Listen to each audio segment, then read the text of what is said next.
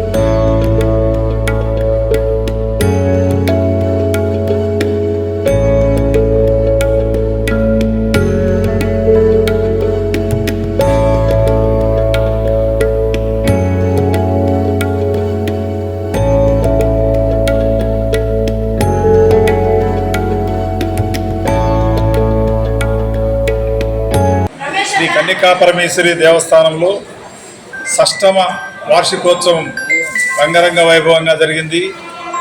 ఉదయం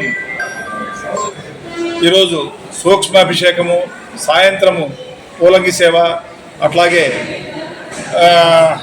పల్లకి సేవ కార్యక్రమాలు అత్యంత వైభవంగా జరిగినాయి.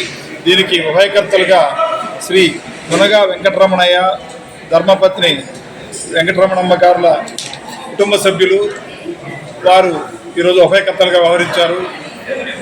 అట్లాగే రేపు భీష్మ ఏకాదశి సందర్భంగా శ్రీ సత్యనారాయణ స్వామి సామూహిక సత్యనారాయణ స్వామి వ్రతాలు జరుగుతాయి. 216 జంటలు ఈ యొక్క ఉభయాల్లో పాల్గొంటారు. ఈ వ్రతం కూడా రేపు అత్యంత వైభవంగా జరుగుతుంది. ఇది పూర్తిగా ఉచితము. దీంట్లో పాల్గొన్న వాళ్ళందరికీ కూడా ఈ వీర వెంకట సత్యనారాయణ స్వామి ప్రసాదం అయితేనేమి ప్రతిమ కూడా అందరికి కూడా ఇవ్వబడుతుంది.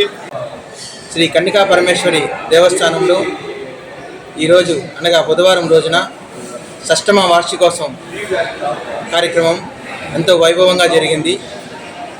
ఈ కార్యక్రమానికి ఉభయకర్తలుగా శ్రీ మునగా వెంకట రమణయ్య గారు, ధర్మపత్ని వెంకట రత్నమ్మ జ్ఞాపకార్థం వారి కుమారులు శ్రీ మునగా రామలింగం గారు మరియు వారి కుటుంబ సభ్యులు వ్యవహరించారు.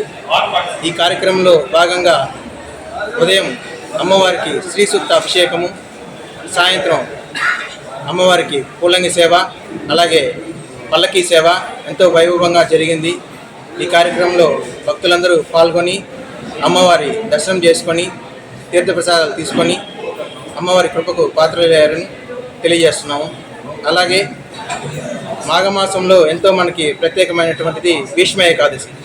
ఈ భీష్మ ఏకాదశి పర్వదిన సందర్భంగా మన దేవస్థానంలో 216 మంది దంపతులచే శ్రీ సత్యనారాయణ స్వామి వ్రతములు జరుపబడుతున్నాయి.